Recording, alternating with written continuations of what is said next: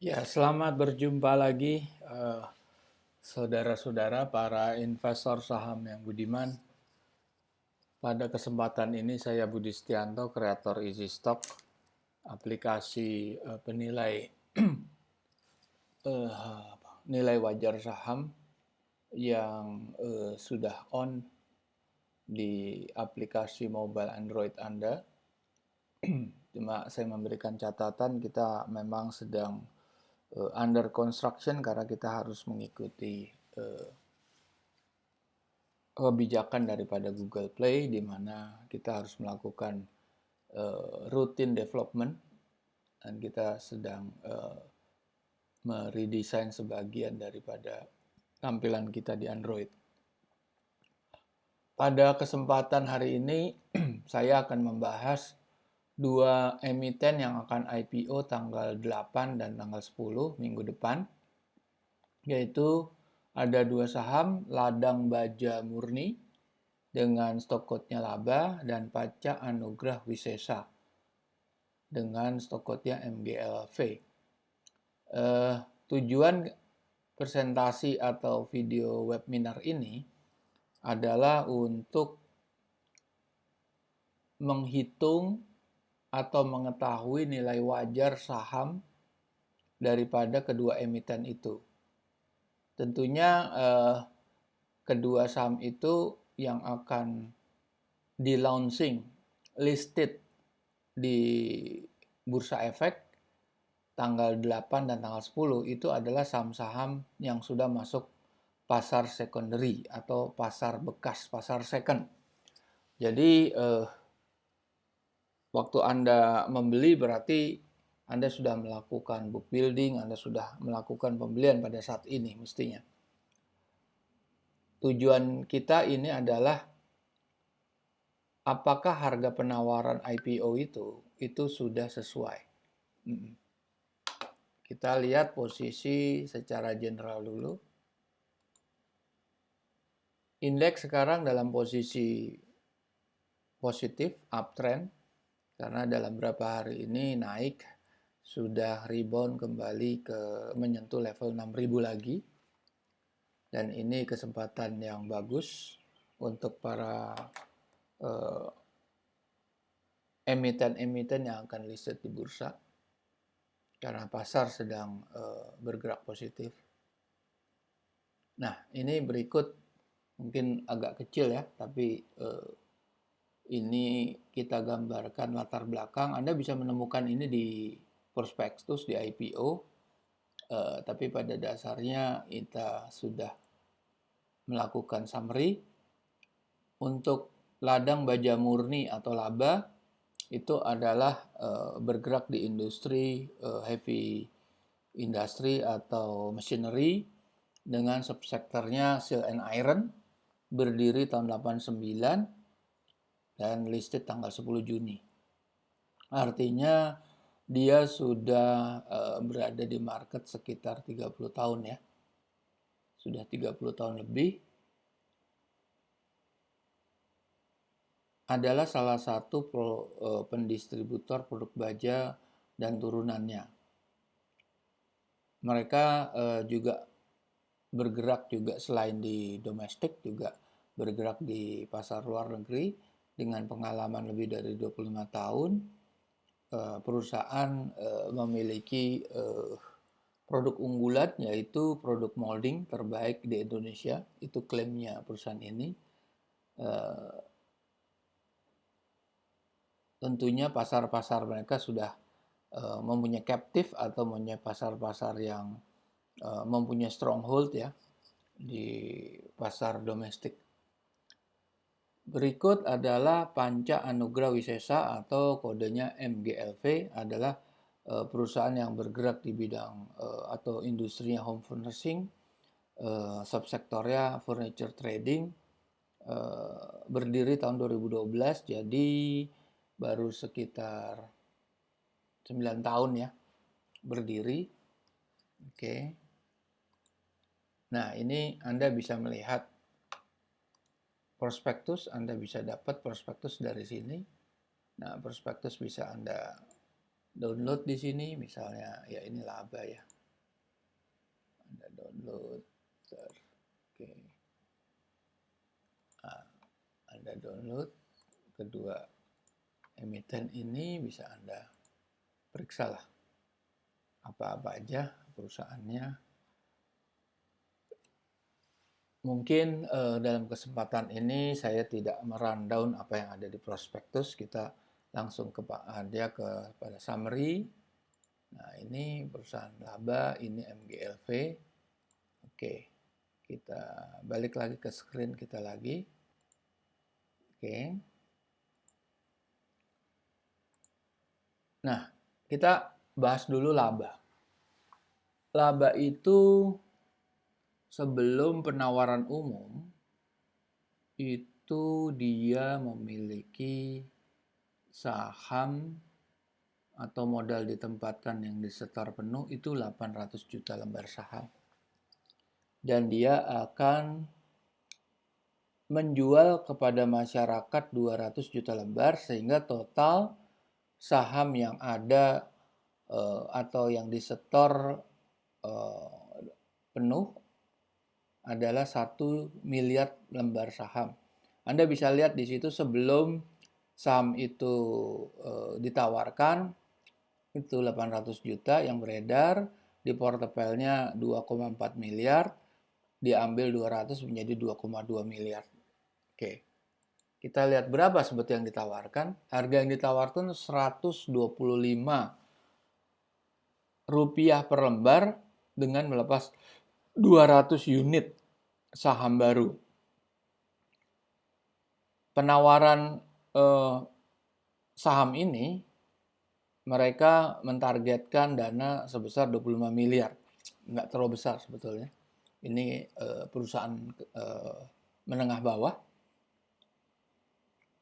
Selanjutnya untuk sebagai sweetener dia akan menerbitkan warrant 280 juta warrant. Kebetulan kita nggak membahas di sini karena aksi warrant itu akan diterbitkan setelahnya atau setelah dia listed di bursa. Oke, kita lihat laporan keuangan ya. Laporan keuangan itu laporan keuangan kuartal ketiga. Ini realnya yang ada di prospektus. Nah, ini ada berapa item-item parameter. Ini merupakan parameter kunci yang menjadi dasar dari perhitungan kami. Easy stock, penjualan, belanja modal, utang jangka pendek, jangka panjang, laba setelah pajak, penyusutan dan amortization, net current asset, dividen, pendapatan kotor, pendapatan lainnya, dan ekuitas. Nah, ini kalau kita lihat ya di laporan keuangan, kita lihat laba. Nah, di sini laba. Ini kita buka terus laba.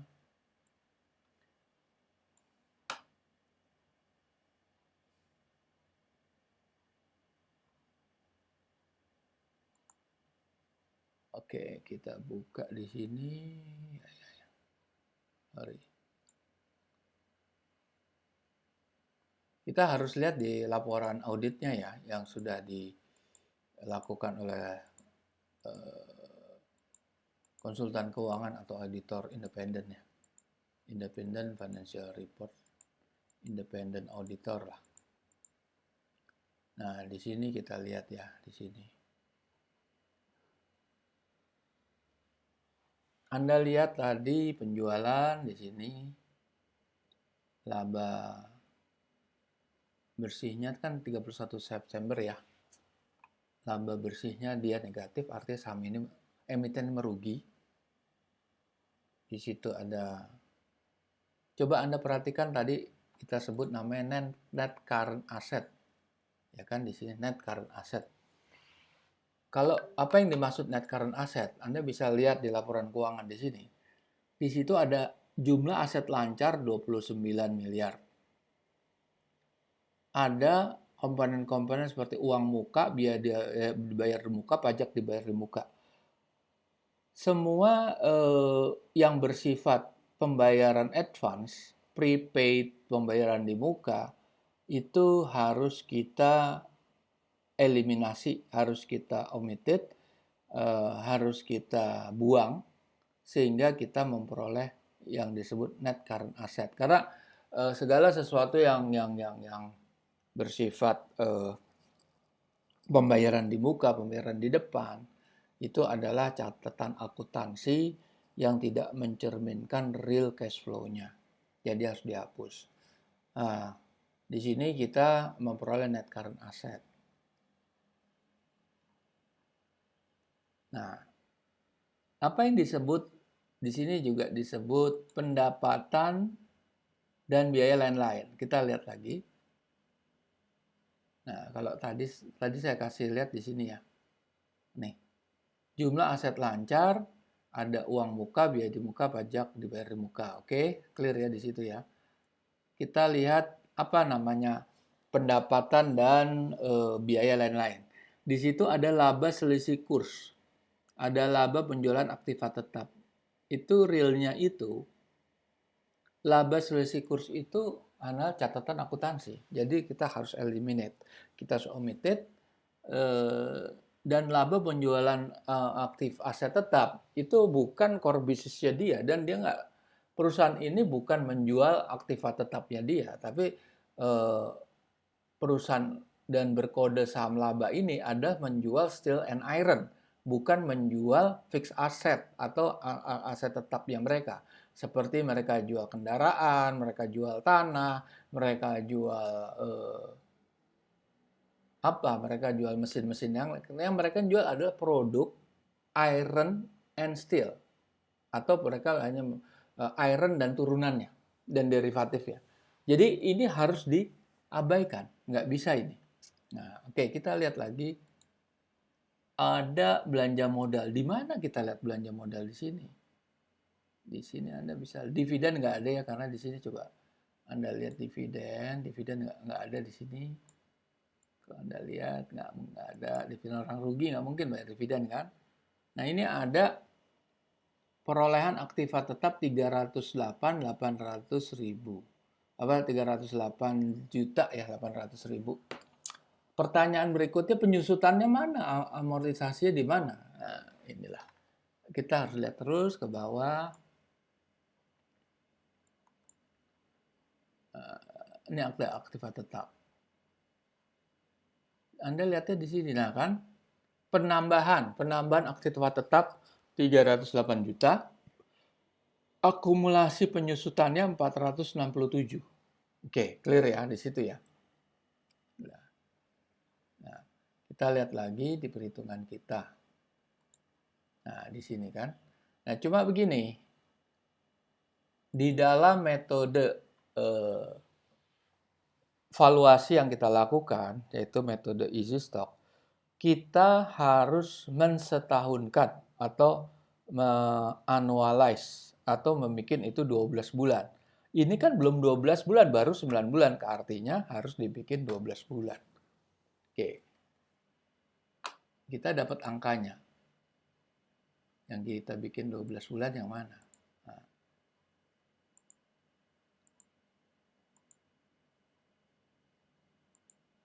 Sorry.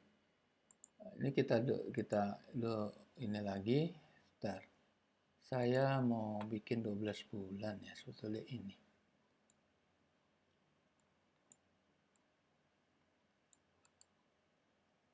Saya rubah dulu ya.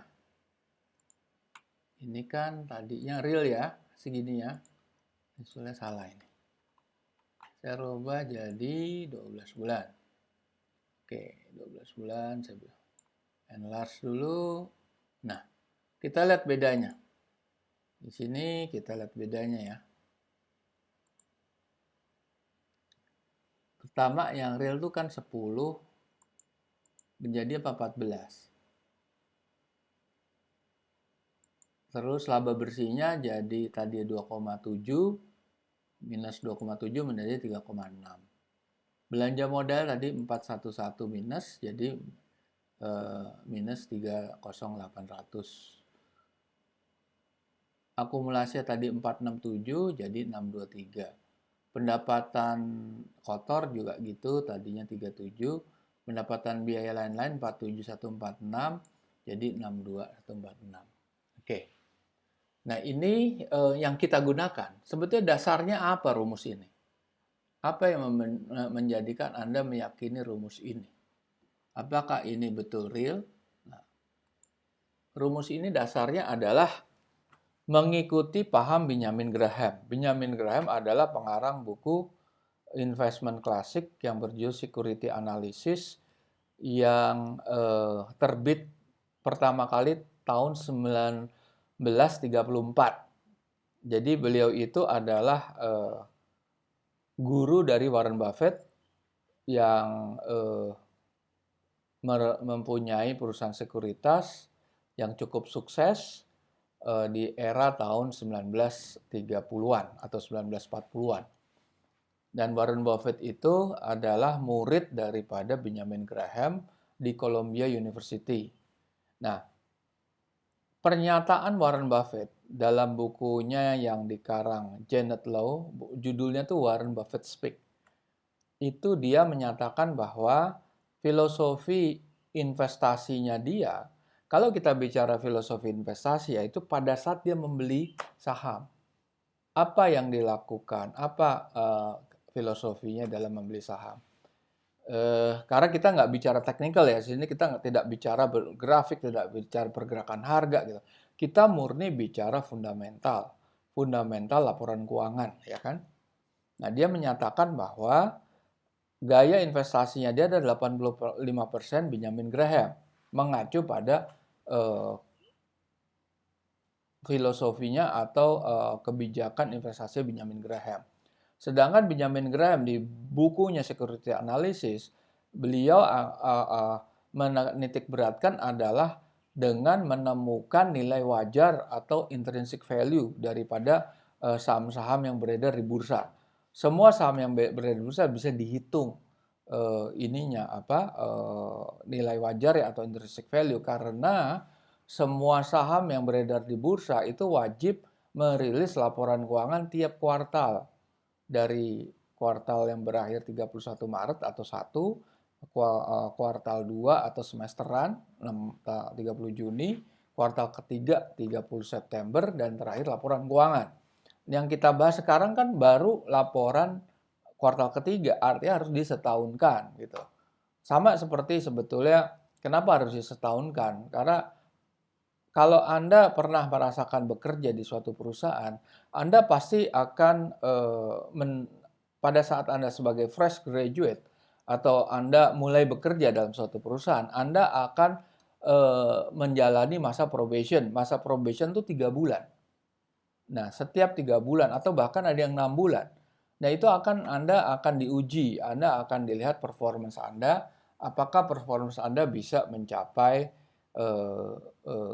target yang dicanangkan, sehingga kalau Anda bisa mencapai target atau bahkan melampaui, kinerja Anda akan diprediksi akan sama dalam 12 tahun atau 9 bulan kemudian. 9 bulan kemudian, 6 bulan kemudian, atau 3 bulan terakhir. Kira-kira seperti itulah. Oke, rumusnya seperti apa? Rumusnya seperti ini yang saya atau Anda lihat di dalam screen. Sumber daripada stock valuation itu adalah laporan keuangan kuartalan. Itu semua dirilis di Bursa Efek Indonesia. Kalau Anda lihat di sini, di Bursa Efek Indonesia, Anda pasti menemukan. Nah, di sini bisa Anda lihat, kalau melihat di sini nih. Laporan keuangan tahunan. Nah, ada. 2020 tahunan, ada semua deh. Nah, sorry, 20 ya. Nah, ada semua tuh. Oke. Anda bisa cari di situ karena setiap bursa itu sama. Formatnya accounting standarnya sama dan mengacu kepada general accounting apa GAAP kalau satu accounting procedure. Saya nggak terlalu apal singkatannya. Oke, kita balik lagi ke perumusan itu ya. Nah, di situ Anda bisa lihat bahwa dari laporan keuangan kita akan melihat profit and loss statement, kita akan melihat cash flow statement, balance sheet, dan auditor's note. Nah, kenapa auditor's note? Kalau hanya dari balance sheet, cash flow, dan profit, Anda tidak menemukan apa yang disebut penyusutan dan amortisasi.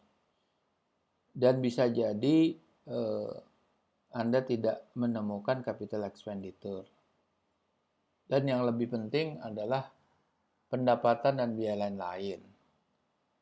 Atau yang lebih tersembunyi yang tidak ada di laporan shortlist atau hanya statement-statement keuangan di 4-5 halaman terdepan, yaitu adalah non-performing loan, non-performing receivable, karena di dalam perhitungan isi stok itu sudah memberitakan kalau sudah piutang tuh lewat 90 hari, kita anggap non-performing. Sama kalau suatu emiten seperti emiten keuangan, emiten perbankan, itu akan mengeluarkan kredit kan. Kalau kredit yang dikeluarkan itu kategorinya tidak lancar, itu sudah disebut non-performing. Jadi kita sangat konservatif di dalam menghitung, sehingga kalau Anda cuma berdasarkan laporan shortlist, Anda tidak memperoleh nilai komprehensif. Nah, oke, turunan berikutnya kita memperoleh namanya free cash flow. Free cash flow kita proyeksikan dengan average industry growth. Dan dari sisi balance sheet, kita memperoleh net working capital dan surplus deficit balance sheet.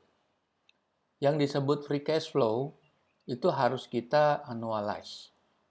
Sedangkan net working capital atau surplus deficit balance sheet tidak perlu kita annualize.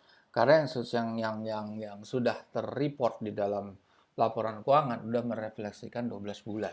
Sedangkan dari sisi earning belum. Dari sisi capital expenditure dan penyusutan belum. Itulah yang kita harus annualize. Nah, dari kedua sisi balance sheet dan sisi earning, kita akan combine keduanya dengan government bond yield. Dan kita diskon faktorkan berdasarkan juga perhitungan-perhitungan tertentu. Kita proyeksikan selama 10 tahun dan kita terapkan margin of safety. Margin of safety adalah pakemnya Benjamin Graham di dalam menghitung valuasi nilai wajar saham, valuasi intrinsic value. Sehingga kita memperoleh dua range nilai wajar tertinggi dan terendah. Nah, ini yang dilakukan Benjamin Graham dan ini yang adopt oleh EasyStock. EasyStock adalah suatu formulasi yang sudah mempunyai hak cipta karena apa yang kita formulasikan tuh adalah kombinasi perhitungan Benjamin Graham dan Warren Buffett. Ada sedikit yang tidak dilakukan oleh Benjamin Graham, tapi dilakukan oleh Warren Buffett dalam konteks perhitungan. Itu sudah kita akomodir di dalam EasyStock. Nah, tadi kan Anda lihat ya di sini, 15%-nya dia Philip Fisher. Philip Fisher itu siapa? Philip Fisher ada pengarang buku Common Stock for Uncommon Profit. Buku ini membahas masalah analisa kualitatif, bukan kuantitatif.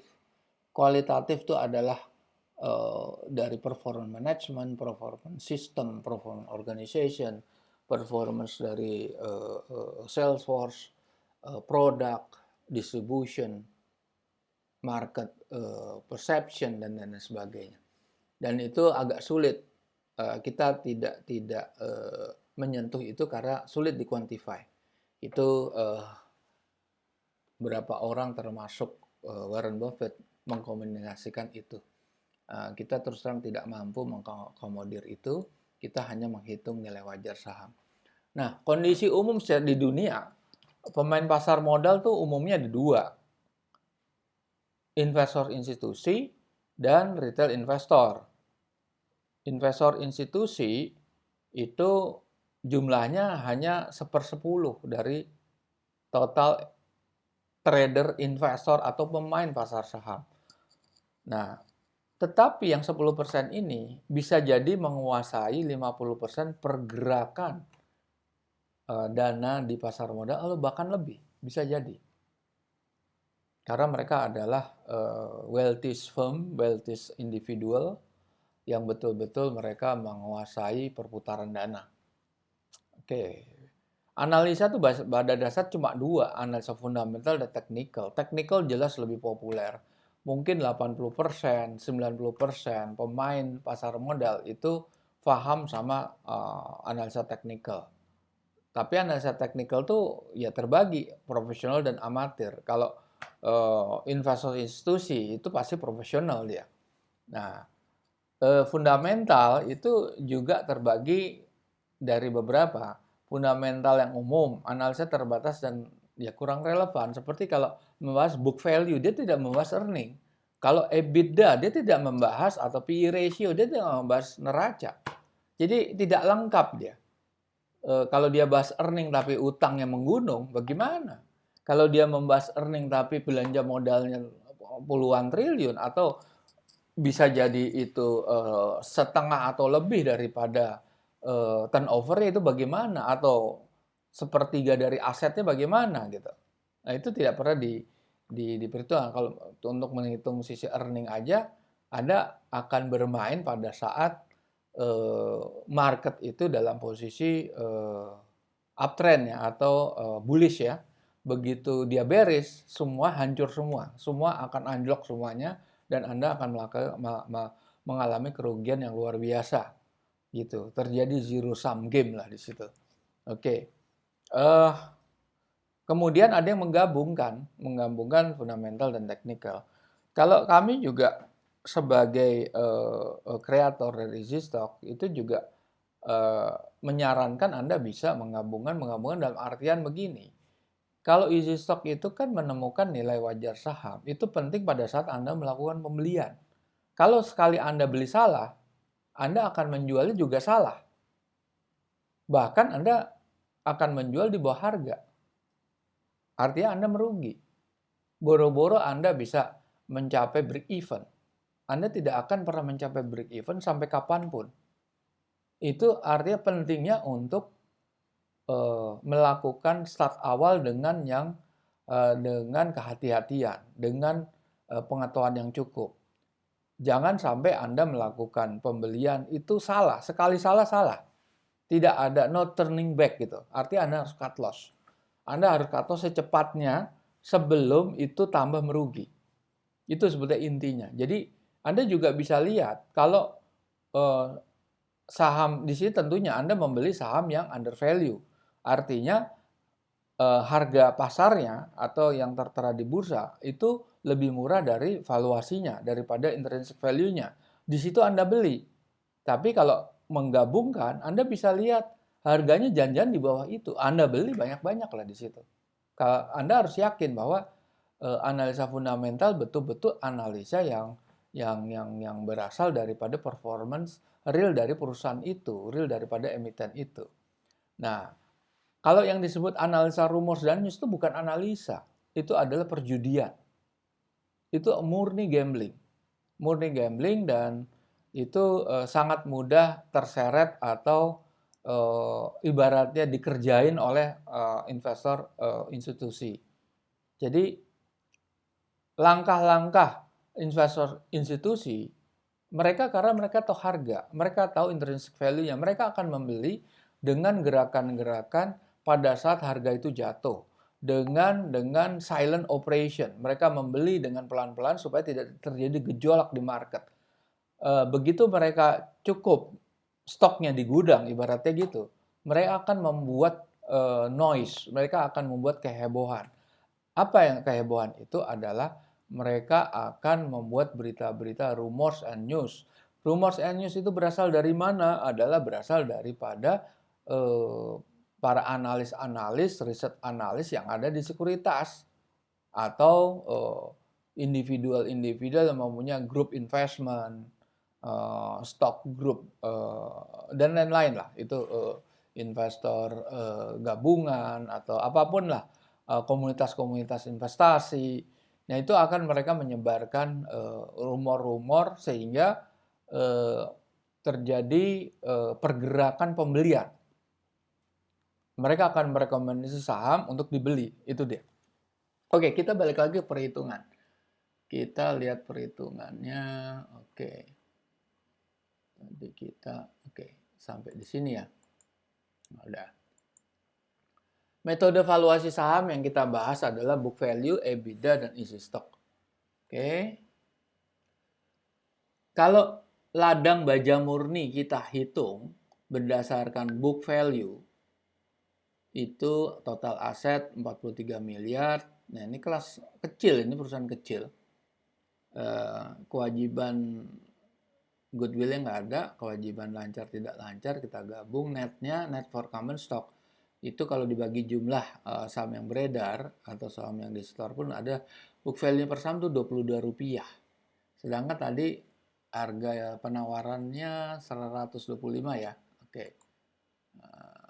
Di sini Rp22, kalau kita diskon factor kan itu nggak sampai juga 100, hanya sekitar 67. Kita hitung dengan EBITDA. EBITDA, dia laba sebelum pajaknya merugi. Biaya bunga, pendapatan bunga, depresiasi, amortisasi, dia tetap posisi negatif. Akhirnya dia negatif, ratio juga negatif, orang di CF-nya negatif juga gitu. Nah, gimana perhitungan easy stock? Dan easy stock ada penghitungan free cash flow dari sisi earning, net income-nya kita tadi setahunkan. Nah, totalnya free cash flow-nya negatif Rp3 ya. Itu Anda lihat beberapa itu depreciation, amortization, dan itu komponen dari pendapatan dan biaya lain-lain yang sebesarnya adalah 62 juta. Oke, kita lihat dari sisi neraca. Dari neraca kita adjusted current asset itu kita yang dimaksud adalah net current asset ya. Ada total current asset sekian, ada biaya-biaya yang dibayar di muka dan segala macam, uang muka, pajak dibayar muka dan lain sebagainya. Netnya adalah 1,148 miliar dikurangin total hutang, net working capital negatif dan likuidasi juga negatif, dividen yang nggak bayar. Sekarang berapa perhitungannya? Nah, perhitungan rumus easy stock ada gabungan free cash flow dengan surplus defisit neraca, net working capital dengan average growth penjualan 5 tahun terakhir. Tapi ya ada sih di prospektus aja nggak sampai 5 tahun, 3 tahun atau 2 tahun lah gitu ya. Didiskontokan dengan surat utang negara tenor 10 tahun government bond yield yang mengikuti sekarang kan rate-nya adalah yield-nya adalah 6,5280 kalau nggak salah. Itu Anda bisa lihat di sini. Itu dapat dari mana? Itu dapat dari sini nih. Anda bisa dapat dari sini. Nah, itu. Anda lihat di sini. Nih, 10 tahun 6,5280 ya. Oke, kita balik lagi ke screen kita. Oke. Oke, faktor dividen nggak ada. Biasa perusahaan yang baru IPO itu nggak ngeluarin dividen. Dan kita masukkan risk management margin of safety dengan rate 30%. Ini default ya. Ini default. Dan kita hitung tuh negatif. Negatif. Oke.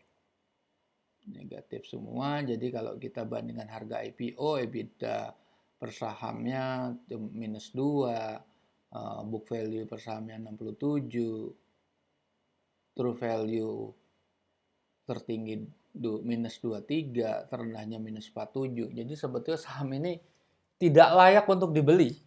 dari perhitungan valuasi isi stok, dari valuasi EBITDA, dari valuasi daripada price book value itu tidak mencapai nilai 125. Jadi andaikan Anda lihat di market nanti itu tanggal 10 ya, tanggal 10 Juni tiba-tiba harganya melejit setelah katakan 10 menit atau 3 jam di pasar dan lain sebagainya, melejit sampai 20%, ya itu akhirnya itulah yang digoreng oleh investor institusi, oleh bandar atau siapapun itu. Anda harus berhati-hati. Habis itu Anda lengah akan diturunkan sampai serendah level ke Rp50. Karena harga terendah di bursa itu Rp50. Oke, kita lihat saham yang berikutnya. Itu ladang baja murni. Nah, ini sebagai masukan aja. Kalau perusahaan yang bergerak di fabrikasi, di pabrik baja, pengecoran baja, atau peleburan baja, atau apapun yang terkait dengan heavy industry, skalanya cuma Anda lihat cuma sekitar asetnya cuma 23 miliar atau puluhan miliar, itu Anda harus hati-hati, itu perusahaan yang sangat rentan dengan industri besar. Anda tahu kan kalau industri baja itu kan mestinya Anda bicara ratusan miliar atau bahkan triliun, bukan bicara kelas di bawah 50 miliar, terlalu kecil. Paling at least itu di atas 200 miliar. Jadi ini emiten yang menurut saya pabriknya hanya bengkel sebetulnya dan sangat rentan sama persaingan-persaingan dengan perusahaan-perusahaan di kelas atasnya. Oke. Dan industri itu sebetulnya juga. Nah, ini kita tunjukkan ya di sini ya. Saingan dia siapa aja sih? Ada Beton Jaya Manunggal, Gunawan dan Jaya, itu perusahaan-perusahaan yang sudah lama berdiri ya. Itu ada yang tahun 71, ada yang tahun 74. Nah, yang terakhir ya tahun 72. Kalau ladang tadi kan kalau nggak salah berdirinya ya. Berdirinya ladang itu, berdiri kapan dia? Berdirinya ladang itu tahun 90.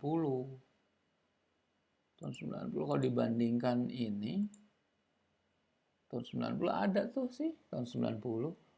Kita lihat size-nya seperti apa sih? Kalau ini coba, kita lihat dulu di sini, kita lihat di sini ya, size-nya. Itu 14 miliar. 14 miliar, net current saya cuma 1 miliar. Utangnya itu sekitar 20 miliar, kecil sekali ya. Oke. Nah, kita lihat yang lain berapa. Kita bandingkan di sini yang terakhir Dana Jaya. Itu 14 miliar itu terkecil sekali. 14 miliar. OPMS saja 34 miliar dibandingkan Krakatau Steel yang 19 triliun. Beton GDST 1,3 triliun, GGRP 8,8 triliun, ISP 3,7 triliun. Ini perusahaan nggak akan bisa bersaing. Jadi secara industri dia sangat-sangat rentan, kecuali dia bagus, apalagi dia merugi. Laba bersih setelah pajaknya adalah negatif. Waduh. Jadi dari situ aja, dari sisi fundamental umum, bukan perhitungan valuasi ya, ini perusahaan sudah tidak menarik sama sekali dari sisi industrinya. Kita lihat perusahaan-perusahaan lain. Perusahaan yang punya valuasi under value hanya dua, ISSP dan BTON. ISSP itu punya upside-nya 31-35%. ISP punya upside-nya 46% sampai 2 kali. Nah, tapi karena perusahaan ini industrinya bukan industri yang menarik di bursa, otomatis belum tentu valuasi tertinggi atau nilai valuasi yang sampai 46% itu mudah tercapai. Saya bilang tidak mungkin tidak tercapai. Pada saat Anda lemah, Anda punya saham ISP, Anda beli dengan harga murah, Anda tidak sabar, Anda katakan Anda beli sekarang dalam posisi Rp300, itu Anda punya potensi naik ke 40% atau bahkan 2 kali lipat dari Rp300. Ah, Nah, itu kalau kalau sampai 2 kali lipat kan bisa sampai angka di bawah 600 paling enggak kan. Nah, Anda bisa lihat berapa banyak untungnya gitu main di fundamental. Tapi kapan itu naik Anda tidak tahu. Jadi Anda harus confidence, Anda harus sabar. Tentunya Anda harus punya uang yang bukan uang yang harus Anda putar atau untuk kebutuhan sehari-hari. Murni adalah saving account Anda. Kalau nggak Anda berbahaya main di sini, main di saham seperti ini. Oke, yang berikut Panca Anugrah Wisesa. Panca Anugrah Wisesa ini, sorry ya, dia sebelum sahamnya dijual itu 1,5 miliar. Terus dia menjual 400 juta. Dia ngambil dari portfolio tadi 4,5 miliar jadi 4,1. Total saham yang beredar jadi 1,9 miliar. Oke. Berapa dia mau jual?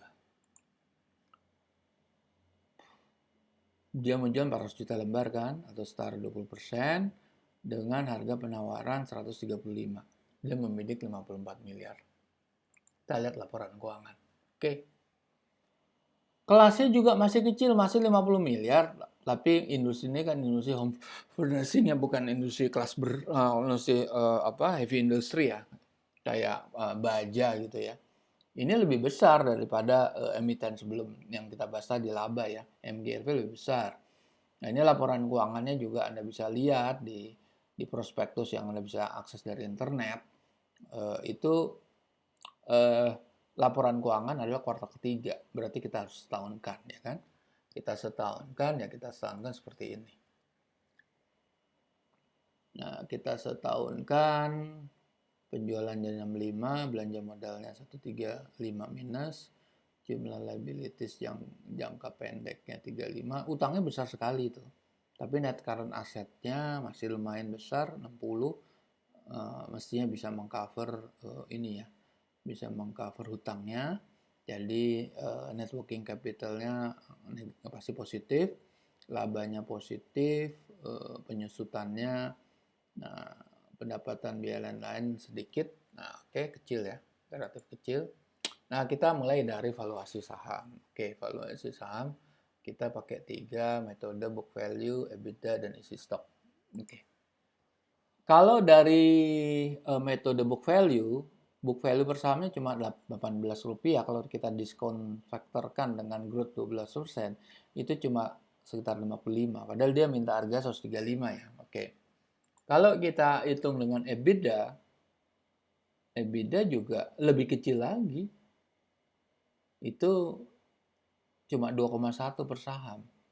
Kalau kita diskon faktorkan dengan rate 12%, cuma Rp16. Nah, kita pakai free cash flow. Free cash flow per share-nya positif ya, 2. Free cash flow terus net working capital 13, liquidation-nya 12. Oke.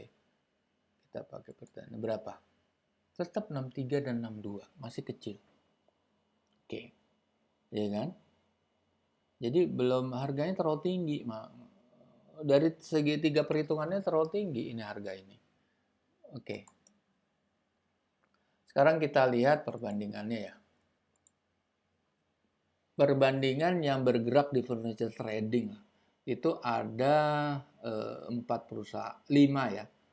CBNF, Chin, EV, LVLO, Sofa. LVLO kalau nggak salah juga baru listed ya. Kita lihat laporan keuangan. Oke. EV yang paling besar di sini, ya kita ada 2 slide ya. Paling besar ya EV tetap. EV itu 682, sangat triliun ya penjualannya. Asetnya, net current asetnya, penjualan besar. Kita kalau lihat bottom line-nya tetap 73,5 miliar. Chain bottom-nya kecil sekali. CBMF juga nggak terlalu tinggi. So far rendah banget. MGLV masih lumayan, dia 2,5 miliar ya ininya ya. Nah kita lihat valuasinya. Nah, kenapa valuasinya Chin sama EV itu tinggi? Nah, itu tadi ini perhitungan. Perhitungan yang kita lakukan dengan rumus seperti itu. Kita lihat EV dan Chin. Kita lihat perbedaan EV dan Chin ya. EV dan Chin. Nah, EV boleh dibilang Chin itu labanya kecil sekali. Kalau EV itu 73, labanya 10% ya. Kalau Chin enggak. Tapi net current assetnya dia kuat. Coba Anda bayangkan. Kalau EV turnover-nya itu 2 kali lipat Chin, tapi secara current asset itu hampir sama, nggak beda jauh. Nggak beda jauh dia. Nah, ini emang tergantung dari jumlah saham yang beredar. Kan sebetulnya nilainya tergantung jumlah saham yang beredarnya berapa. Kalau lihat dari ininya sih memang kok dia bisa bisa positif valuasinya gitu. Nah, kan itu positif ya valuasinya. Kenapa dia bisa begitu? Karena tergantung jumlah saham yang beredar. Yang beredar berapa dulu? Semakin banyak yang beredar, semakin kecil nilainya. Oke. Oke. Nah, ini oke. Saya ingin menunjukkan bagaimana menghitung dengan easy stock. Kebetulan easy stock belum bisa live karena masih under construction. Karena kita terkena policy dari Google Play Store, sehingga kita harus merevisi, sehingga kita belum bisa live lagi. Mungkin dalam waktu dekat, dalam waktu seminggu 2 minggu, kita harapkan kita bisa live back on again.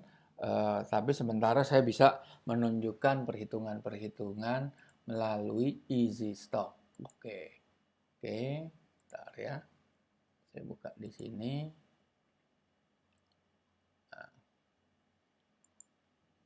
Nah, easy stock kalau Anda buka seperti ini, jadi kita lihat yang bawah itu adalah forecast simulator, itu yang free-nya ya. Ini semua free, ini diakses secara free, nanti Anda bisa buka, kalau ini udah live lagi, ini Anda bisa berhitung dengan cara ini. Anda bisa pakai perhitungan ini. Oke, Anda akan ketik nantinya forecast simulator, gitu ya. Oke, ini adalah video yang kami jalankan ya. Ini video yang kami jalankan. Oke.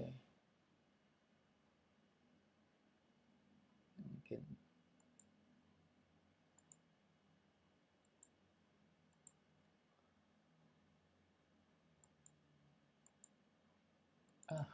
Kurang ini ya videonya nggak jalan.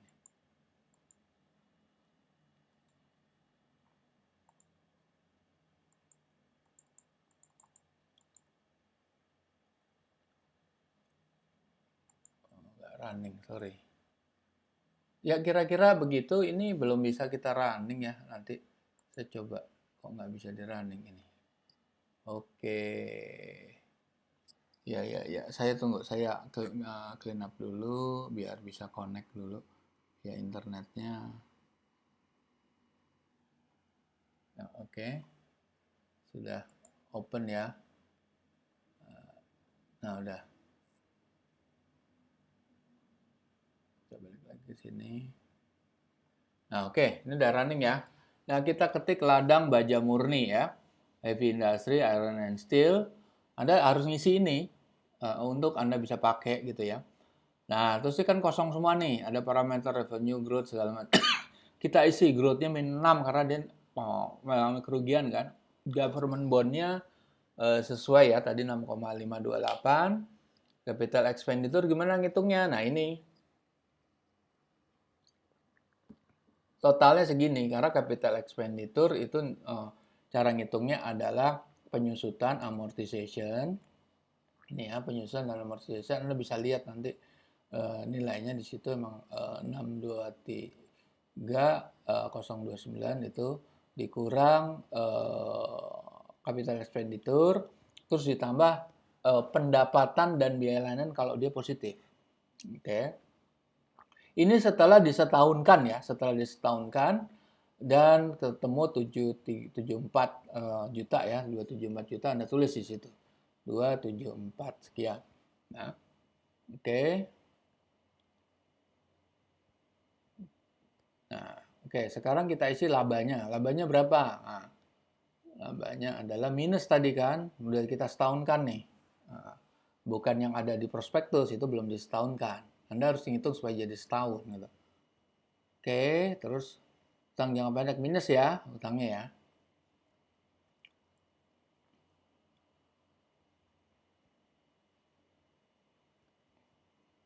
Oke, itu utang jangka panjangnya, Anda ketik di situ.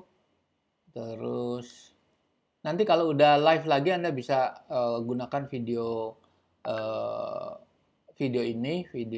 webinar ini untuk Anda pakai, Anda download dulu dari Google Play Store, terus Anda bisa gunakan forecast simulator untuk non bursa ya.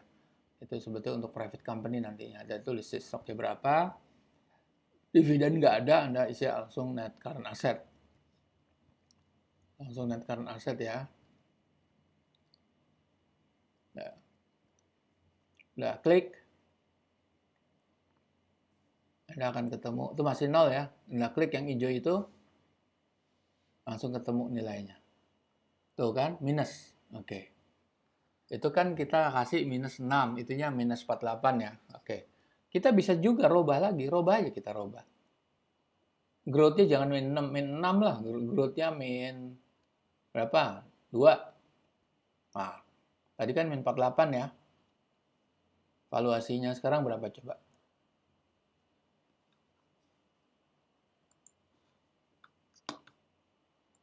Klik yang hijau, check marknya itu diklik, itu akan keluar nilainya. Tadi kan minus 48 ya, sekarang minus 2. Klik. Nah, hasilnya berapa? Minus 62 malahan. Oke. Karena growth ini adalah formulasi, kita tidak bisa menganggap semakin growth-nya semakin ini atau dia angka semakin bagus, belum tentu, karena ini udah permain formulasi. Nah, ini kita masuk ke PT MGLV ya, itu adalah PT apa Panca tadi ya, PT Panca.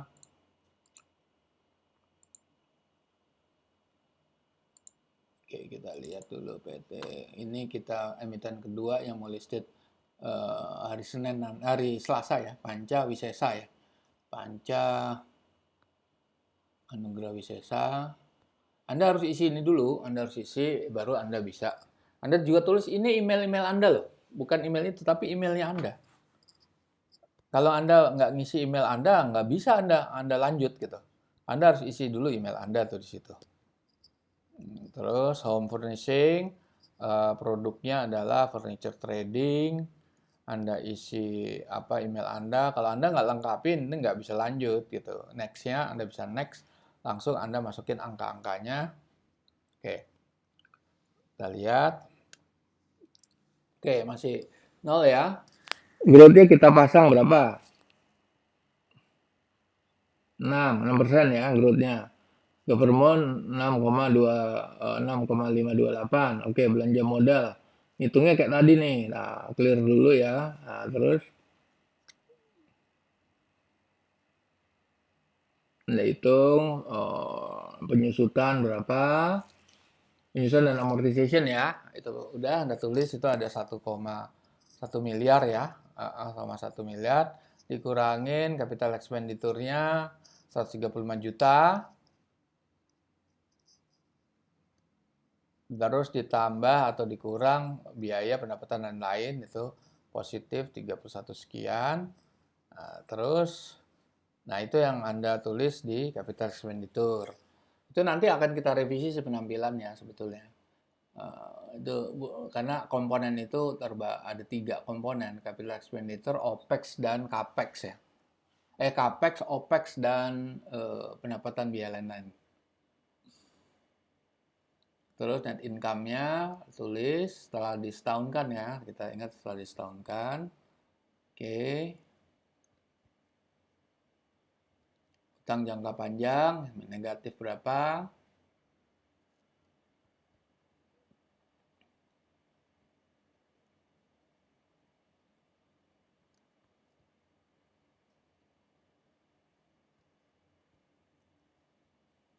Yang jangka pendek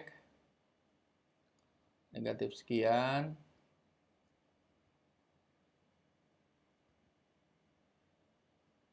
Saham yang beredar. Oke.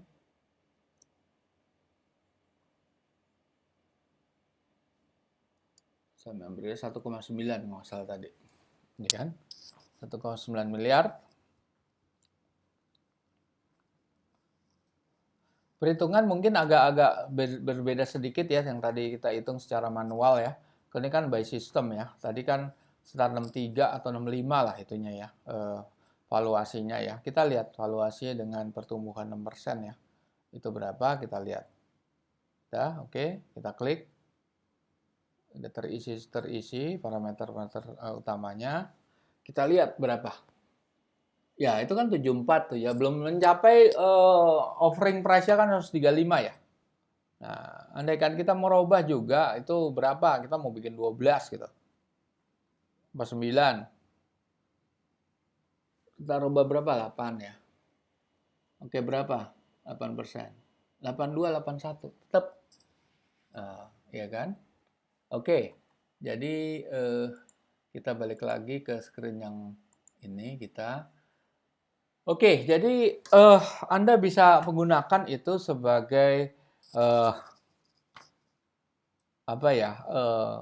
alat Anda untuk mengcompare offering price dari IPO sama nilai wajarnya.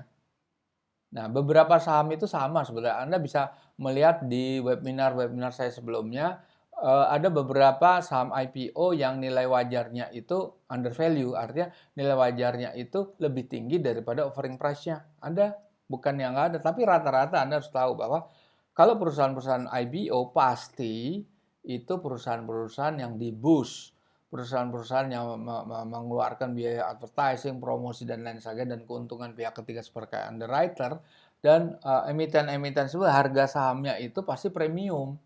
Sudah rata-rata pasti premium. Padahal harganya nggak seperti itu. Seperti Anda beli mobil baru, itu premium harganya. Apalagi merek-merek tertentu. Apalagi yang dia sudah melakukan ada gimmick, ada advertising, ada dia running iklan di TV dan lain sebagainya. Itu kan semua cost ya akhirnya. Sebenarnya nilainya nggak segitu. Nah, artinya Anda bisa hitung. Nah, begitu udah masuk secondary, nah itu Anda beli di harga berapa gitu kan. Bedanya kalau